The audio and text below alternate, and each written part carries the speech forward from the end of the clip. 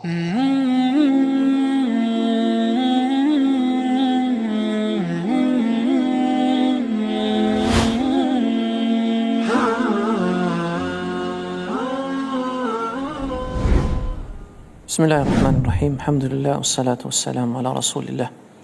Vazhdojmë me pjesën e 4 të shenjave të Kiametit. Tematika rajulun yasuku an-nasa bi'asa, burri që do t'i hodhëgjë njerëzit me shkopin e tij, është prerur një mënyrë alegorike krahasuese pejgamberit sallallahu ta'ala alaihi wasallam. Në hadithin e Abu Hurairës radhiyallahu anhu, Nabi sallallahu alaihi wasallam قال لا تقوم الساعة حتى يخرج رجل من قحطان يسوق الناس بعصا. Pra nuk do të ndodhë Kiameti derisa të vijë një burr nga fisi Kahtan, do t'i udhëheqë njerëzit me shkopin e tij. Do të udhëheqë njerëzit pra me shkopin e tij. Kanë diskutuar dietarë se kush do të jetë ky njeri pa e përmendur emrin.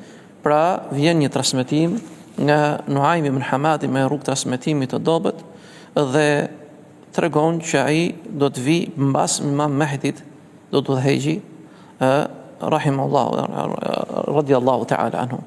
Por edhe pse është një gjë e tillë, neve nuk mund ta diskutojmë në mënyrë të unike se kush është personi, por ka dërguar pejgamberi sallallahu alaihi wasallam që një gjë e tillë të ndodh.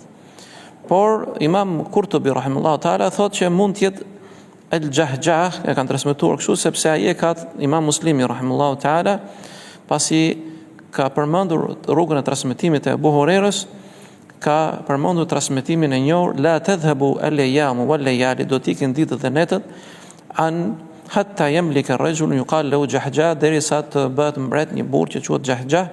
Pra këtë e ka transmetuar Imam Muslimi në Sahihun e tij mbas hadithit të Kahtanit.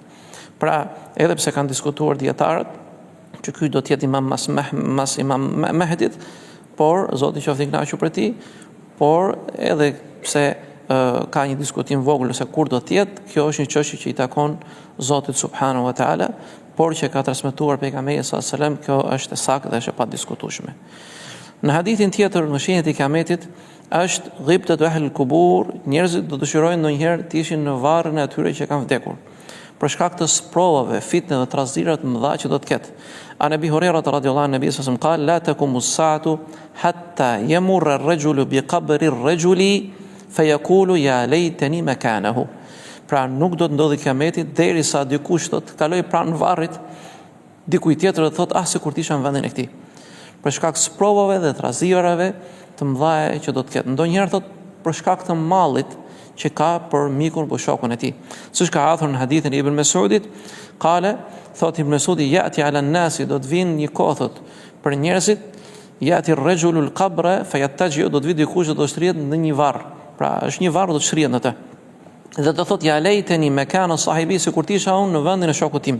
Ma bi hubbun, për shkak të dashurisë që kishte për të, liqa Allah, sepse ai do dëshironte që të takosh me Zotin e tij, illa lima yara min shiddatil bala, dhe për shkak të sprovave dhe fitneve që do të ndodhin, saqë do dëshironte personi apo individi që të ishte i vdekur dhe jo i gjallë. Megjithatë ne lutim Allahun azza wa jall na ruaj sprovat dhe fitnet dhe larg të gjitha sherrave dhe problemeve dhe na bëj Zotin qëndrueshëm në fenë e tij dhe në rrugën e pejgamberit të tij. Assalamu alaikum wa rahmatullahi wa barakatuh.